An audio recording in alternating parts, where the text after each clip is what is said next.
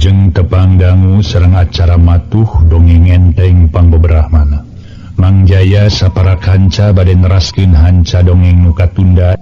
Ieu dongeng para mitra karangan Koswara.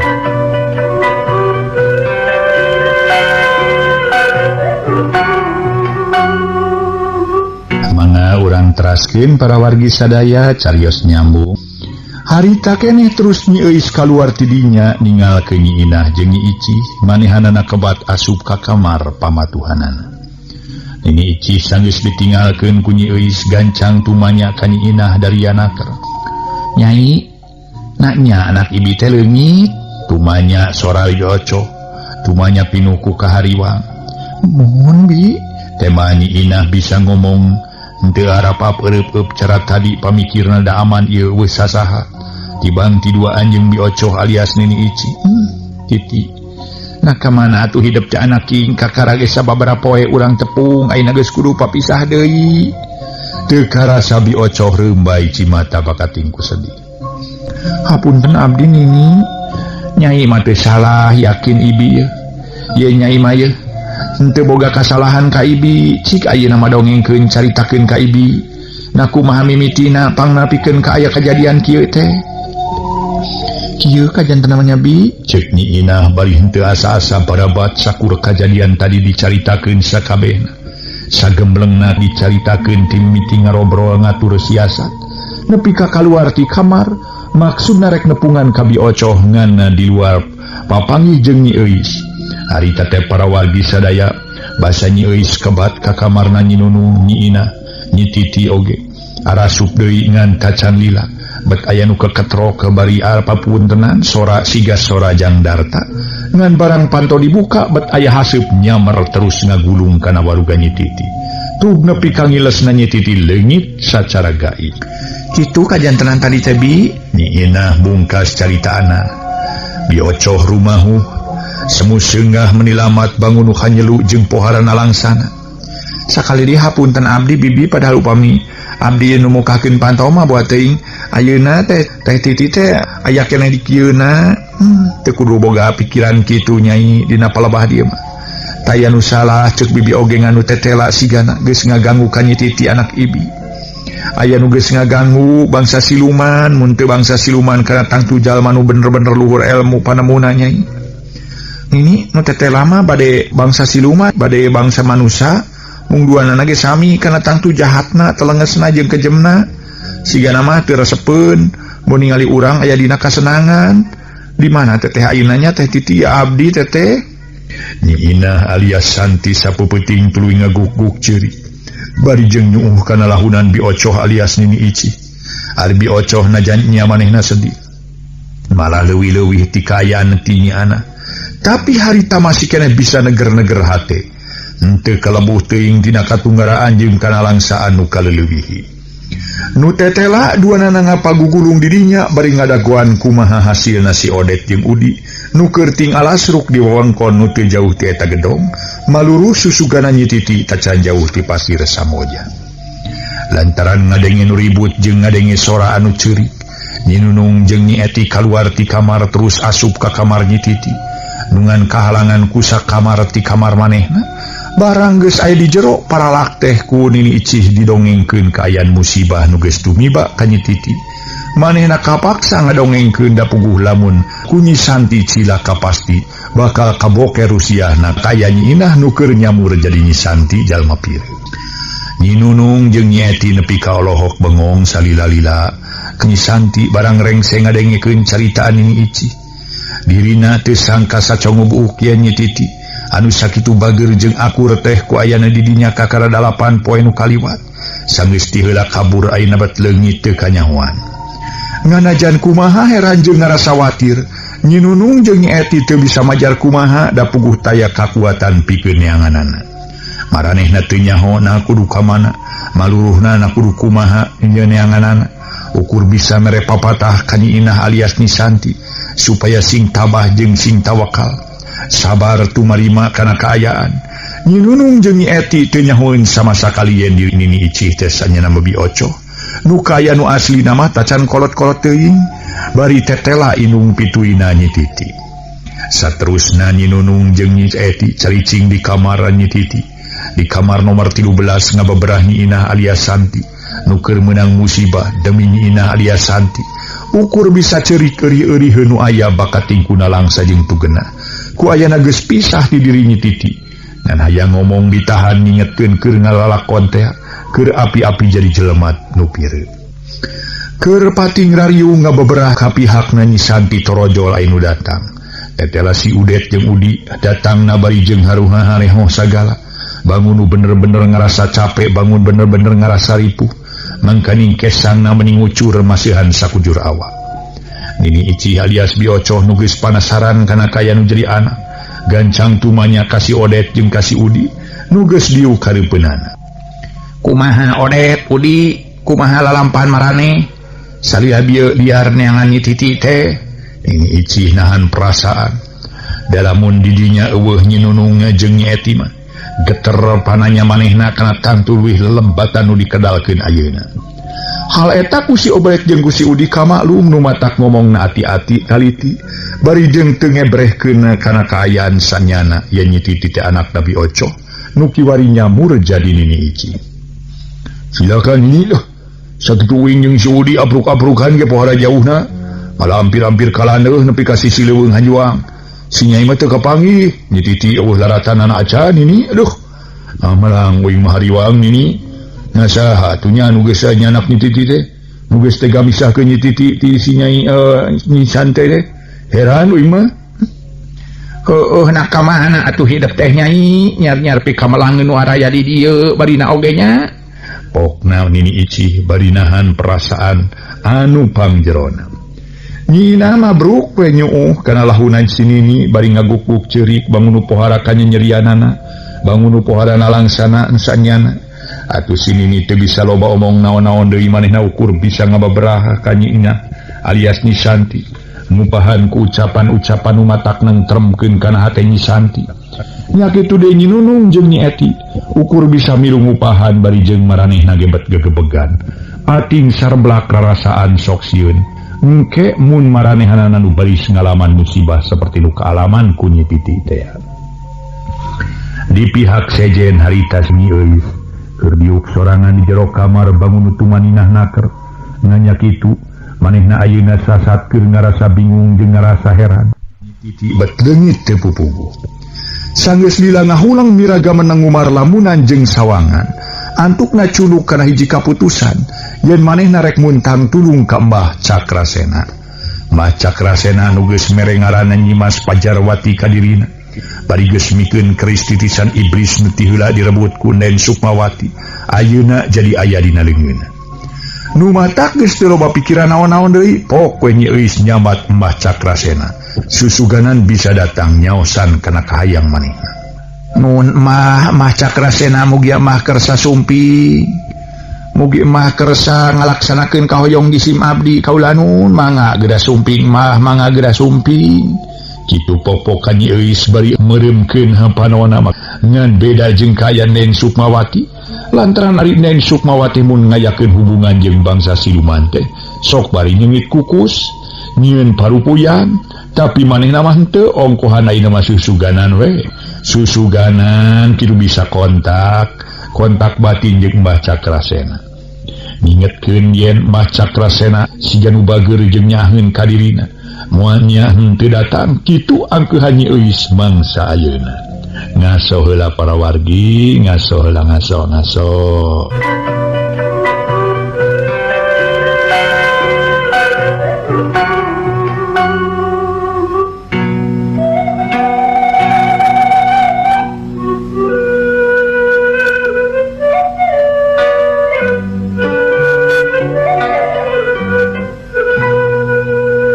Mitra anu mulia mangga urang teraskeun deui. Tekung silila kadenge aya angin nyeor luhureun kamar. Dibarengan ku cungungna sora anjing leuweung ti kajauhan. Atuh daek teu daek Nyi Eus ngarasa keung oge manehna ayeuna beunta. Panon culang cileung dipake ngareretan sakuriling eta kamar nu bareto pamatuhan Den Sukmawati.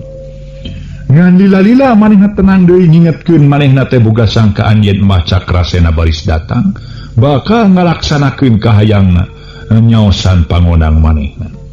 Eta sabab saterusna poke Nyi Euis nyamat mah Cakrasena sangkan bisa sagancang-gancangna datang. Mah mangga geura sumping mah ya abdi mah. War peledug hareupeun Nyi Euis katempo aya haseup podas kana lenga belegbeg. Les haseup leungit ngajanggelek jadi wujud mah Cakrasena. Hiji mangkluk katawa hiji makhluk anu jangkung gede pikasieun. Bari meuni hideung lestreng geus ngajanteng ngajanggelek hareupeun Nyi Euis. Tetela mah Cakrasena geus datang nyaosan atawa nyumponan kana pangangkirna dirina Nyi Euis. Hatur nuhun mah kersa sumping ya abdi mah. Pokna Euis hatina bungah lantaran tarekah manehna tetela tina kanan. Syukur Nyai Cager kula datang. Hayang nanyakeun perkara Jang Darta. Kumaha beus kapanggih acan Nyai? Kumaha teh acan nanging ayeuna teh jisim abdi ngutus Ki Sabda di piwarang milarian Kang Darta mah. Kitu nu mawi kaula nun. Atuh nanaon? Ai keur diteangan mah ku si Sabda geni muga-muga sing datang deui ka dieu. Bari mawa hasil nu mucekil ngan eta hanjakal kunaon. Ai Nyimas Pasea jeung adi akang bepasea jeung Nyimas Centring Keling. Naon nu jadi sabab musababna? Geura pek caritakeun. Teu rumaos lepat da jisim abdi mah henteu kunaon kaula nun. Eta mah boga Nyimas Centring Keling we keukeuh nyangka yen jisim abdi geus maling deui Jang Darta. Dipayuneun anjeunna dipaling padahal mah jisim abdi mah teu rumaos. Kakang percaya kana omongan Nyimas ngan akang ngabejaan. Yen Nyai kudu hati-hati jeung iatna keun soal nu Nyai Pasea jeung Nyimas Centring Keling eta mah bakal bisa direngsekeun ku akang. Ngan ayeuna ku ayeuna Den Sukmawati geus eueuh Nyai kudu waspada. Ku tanden Sukmawati leungit saha nu mawa kaburna? Atanapi kabur ku nyalira kitu? Puguh leungit teu kanyahoan. Leungit tanpa lebih ilang tanpa karana.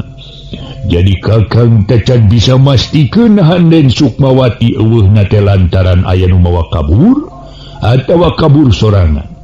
Keun engke ge kanyahoan ngan diri Nyai kudu tetep waspada, carincing pageuh kancing kudu iatna. Unyuk sumanga sejadi astokeun ku jisim abdi kaula nun. Cing bejakeun ka akang. Aya kapentingan naon sanyana pangda diri Nyai ngondang akang? Mah Cakrasena sanggeus ngabejakeun sakur kajadian nu tumiba di alam siluman. Kakara nanyakeun soal permaksudan Nyimas Pajarwati alias Euis pangna ayeuna ngondang manehanana. Hiji kasempatan nu hadepikeun Nyi Euis alias Nyimas Pajarwati pikeun terus terang nu matak diukna rada maju ka hareup baripo. Jisim abdi teh bade ngadugikeun hiji kajantenan anu teu disangki-sangki. Sateu acana pok bejakeun soal naon. Naha aya kajadian naon? Nyi Titi parantos leungit. Muanya Nyimas. Mah Cakrasena pohara ngakepeugna. Ruas jeung heran. Laras leungit teu kanyahoan nu mawi jisim abdi ngangkir salira teh kahiji. Sejang ngalaporkeun atuh kaduana taya sanes nyuhunkeun senjata pitulung. Sakirang-kirang nama nyuhunkeun bonggolongan ti salira nah di mana ayeuna Nyi Titi. Waduh. Katara paroman Ratu Siluman anu katelah Prabu Cakrasena alum manehna ngahulang radalila barang menang laporan ti Nyi Euis alias Nyimas Pajarwati nu dipungkas ku menta bantuan hayang dibere nyaho ayana di mana ayeuna Nyi Titi. Ngaso heula para mitra sadaya. Ngaso.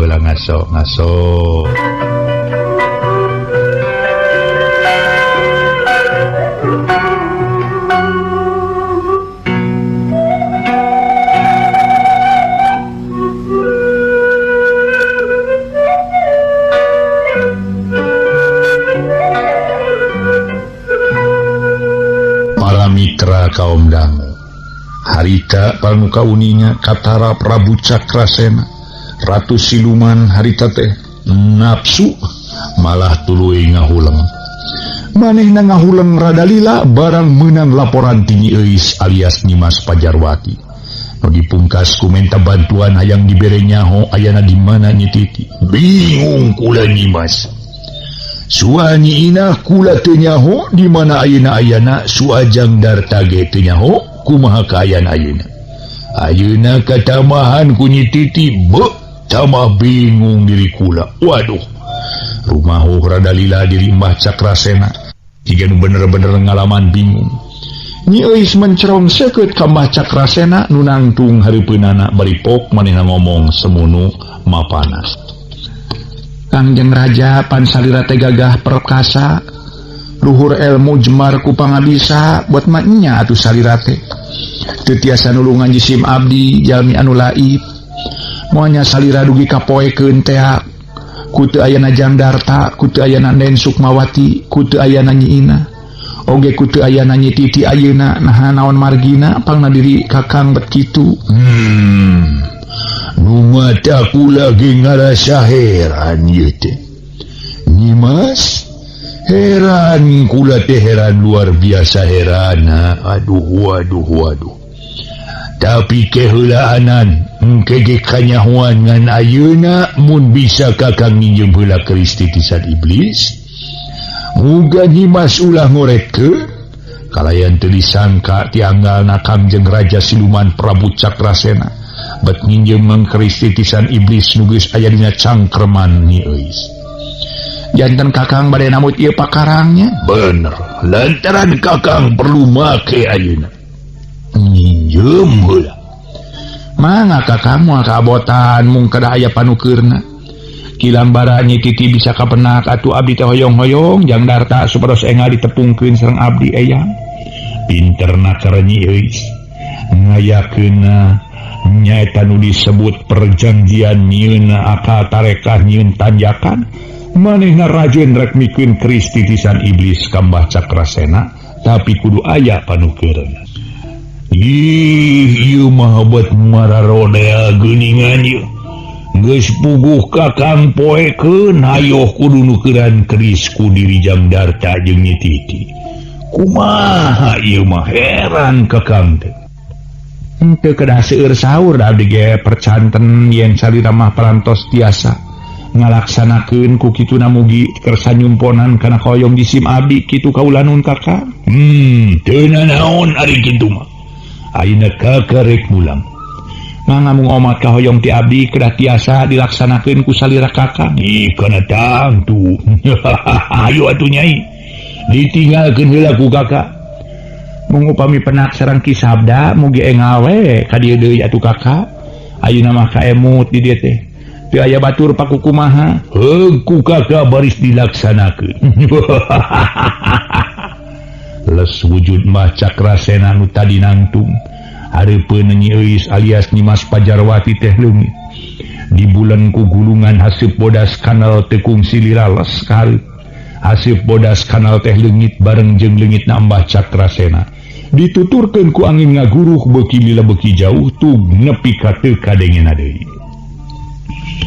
Kacaturkeun dina poe isukna mangsa tengah poe ereng-erengan dina mangsa dina teras gedong si Odet aya si Udi keur dariuk. Ngareureuhkeun kacapelan terantas ngideran neangan Nyi Titi ngan teu kapanggih antukna ngalungsar dina teras. Paduduaan kurunyung anu datang horeng teh angga gebeg campur jeung rasa bunga ke diri Jang Odet jeung Jang Udi rek henteu ngarasa bunga kumaha lantaran nu datang tetela Jang Darta. Ngan dina datangna harita dibarengan ku tangtungan hiji monyet gede nu matak bunga pacampur jeung heran atawa ngagebeg. Naon sabab dan Jang Darta datang ayeuna bet jeung hiji monyet gede. Tur eta monyet siga jelema lumampahna nangtung atuh runut rinatna persis siga jalma. Si Odet jeung si Udi nu keur dariuk kari teh para wargi gancang cengkat. Tuluy nyeureudeuh gabruan gabrug si Odet mah ngagabrug ka Jang Darta. Bari nangkeup pageuna keur manehna ngomong hari weus-weus. Aduh, Jang Darta, aduh. Kemana wae atuh Jang teh aduh ya akang ye.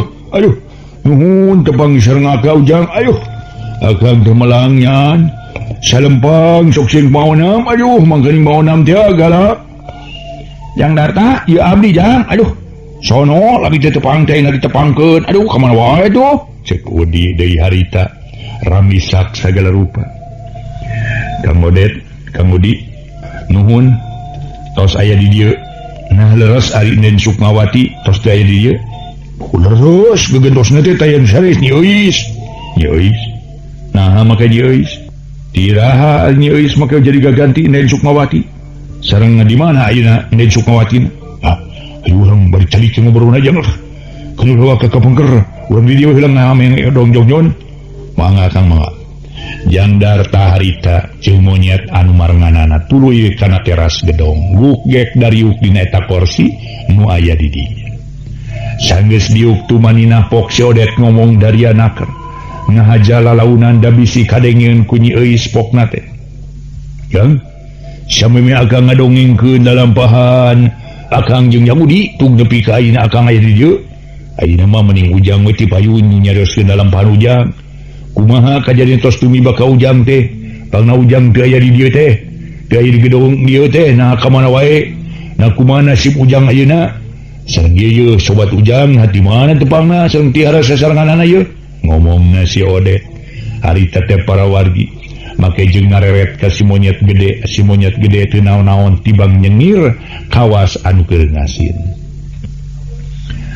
teu naon ari akang aya perlogi uningan nya kieu lalampahan abdi teh Kang ceuk jangdar tabari barabat we harita para mitra nyaritakeun ngadadarkeun sakur kajadian nu tumiba ka manehanana diterangkeun yen hiji waktu dirina anu geus bisa tepung jeung Nen Sukmawati bet diparengkeun ngarasa kateter jajaten kawisaya ku pangarti Nen Sukmawati tug ngalaman leuleus lungset aya tangan pangawasa anu antukna moal dikerem harita teh nyata di hiji guha Warudoyong teh ngan didinya di hiji waktu mangsa saminggu anu kaliwat dirina dipaling ku Nyi Mas Centring Keling tur dikerem di jero guha Warudoyong pasir caringin guha pamatuhan Nyi Mas Centring Keling hadena bisa kabur basa Nyi Mas Centring Keling keur eueuh lumampah bari ngoronang tug ditepungkeun jeung monyet gede nu katelah si Wanara ku si Wanara diubaran tug nepi ka bisa leumpang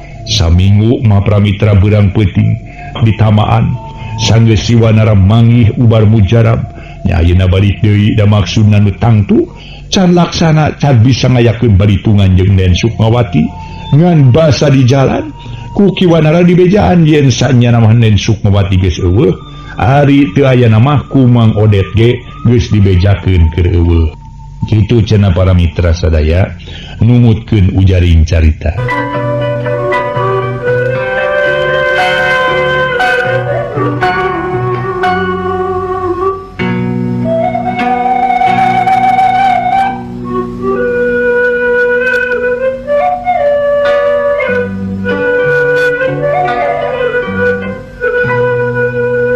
Darta ngajelaskeun sajelas-jelasna atuh harita barang geus beres teh tuluy nyarita deui tah kitu lalakon abdi teh Kang Odet ayeuna mah sok caritakeun lalampahan akang jeung bejakeun naon sababna ti heula make eueuh basa ditepungan aku wae kaburuan jang Darta tumanya dari anak ka si Odet jeung Kajang Udi si Odet gancang nemalan semunuh humanuar panjang lalakon majang lah urang caritakeun tinggi-tingginya kebawa angin gede alatan pagawean Nyi Mas Centring Keling jeung Mbah Cakrasuna teh tug nepi ka dinten ieu teh mangsa akang ngahak ieu nalangsa lantaran Nyi Titi teu aya ari kitu Nyi Titi teh aya teh teu aya tu Kang Odet di dieu ih kandenan we jeung Darta ti payun Nyi Titi teh disalametkeun ku Eyang Sukmarasa nu matu di leuweung kadu saparantos lami sasarengan sareng Eyang Sukmarasa su hari teh nyanyi Titi tos damang dilanongan ku Eyang Sukmarasa malih rupina ge janten golis lah namina ge janten Nisanti eta Nyi Inah kita ngetawa sama Titi Nyi Inah anu janten Nisanti mah punten sok lepat akang teh malum teh sekolot kilah pohoan mun tanah-tanah pikun aduh kieu dongeng salgebnya geus kitu parabat pe para wargi si Odet ngadadarkeun ka aya Nyi Titi jeung Nyi Inah anu geus matuh didinya nganyak itu masih keneh poekeun najan geus heubeul teu aya didinya oge poekeun ku kaayan Jang Darta anu Nen Sukmawati nganna pagi sakali kaburu teu aya tapi aya gantina nyatana Nyi Euis alias Nyimas Pajarwati kabeh dicaritakeun tug nepi kadatangna diri si Odet jeung Udi marengan diocoh nu nyamur jadi Nini Ici da kitu lalakonna teh Jang ceuk si Odet mungkas ku caritaan waktosna seep para mitra